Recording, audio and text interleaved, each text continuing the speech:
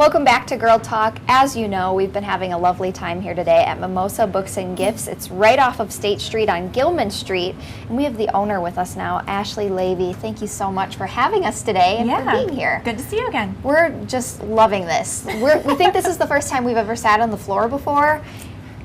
And I like shoes on, people. Something a little different. Free toes for the summer, right? Exactly, Yes. and it's just such a great atmosphere in here, and I know we've been chatting about that the whole time we've been here, and just so many beautiful things, and just a calm and peace, and we're going to talk a little bit more about some of the things that you have, so I'm really excited. We certainly are.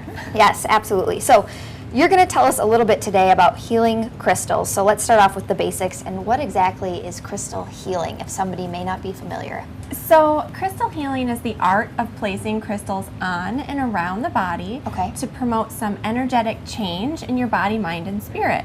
So if you're feeling off emotionally or physically, you know, of course the first thing to do is always to go to your doctor or counselor, therapist.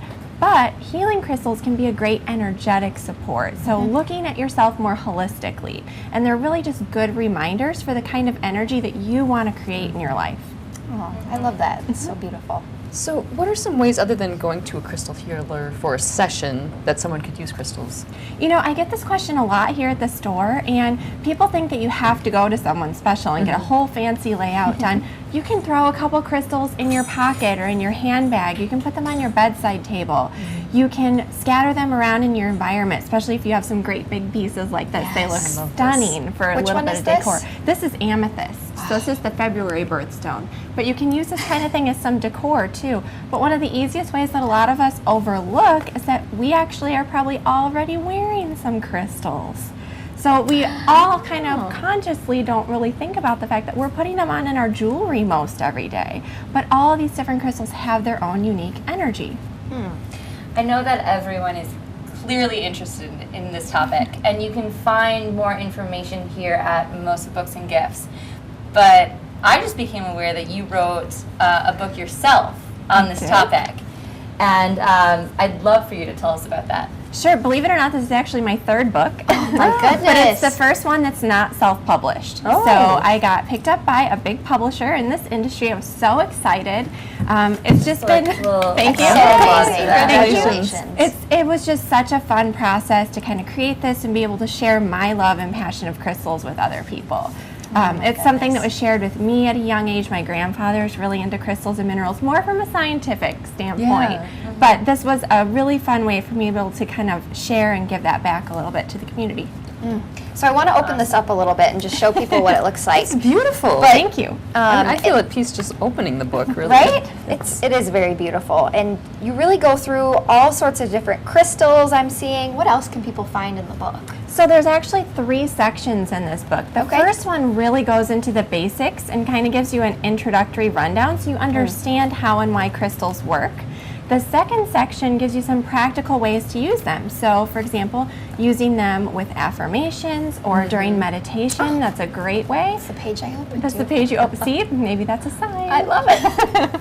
I love the idea of really getting people more involved and having an interactive experience rather than just setting them around and letting them collect dust and not really doing anything with them.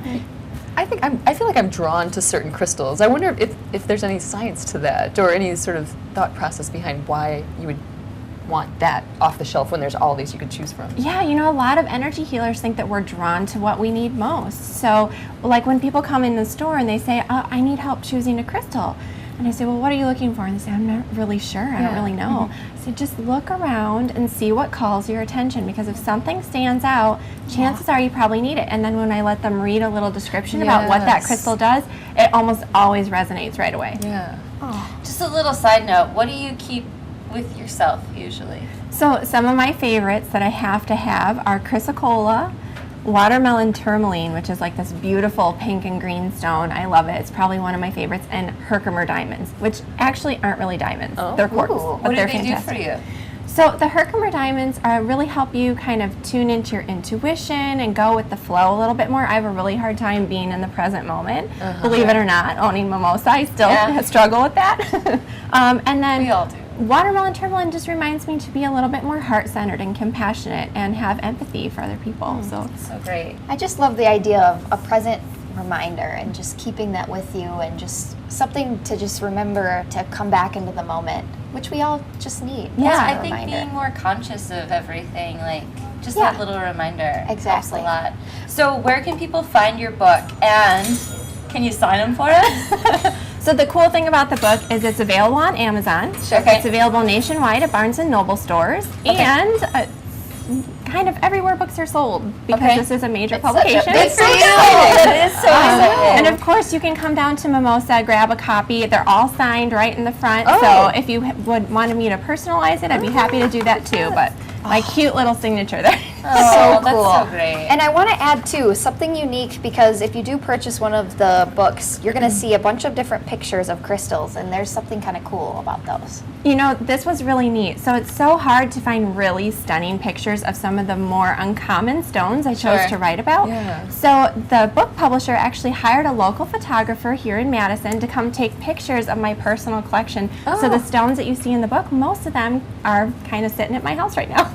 God. It gave me like Goes shivers. full circle, yeah. It's just so cool. And obviously here at Mimosa Books and Gifts, you guys have so much. You want to just give us a quick rundown of everything you have? You know, we love this store because we have so much variety. So we have the basic New Age stuff like incense and candles, but we have great books. We have greeting cards and statues. We have jewelry, and we have tons and tons of fun little knick-knack things. Oh, you're going to want to come check it out. Again, Mimosa Books and Gifts. They're right down off of State Street on Gilman Street. Lots of parking here. Come see Ashley Levy. And thank you so much for having us Thanks. today. We have had just such a wonderful time. And thank you to all of our guests, and thank you for watching. You can find us next time right here on Wisconsin's 57.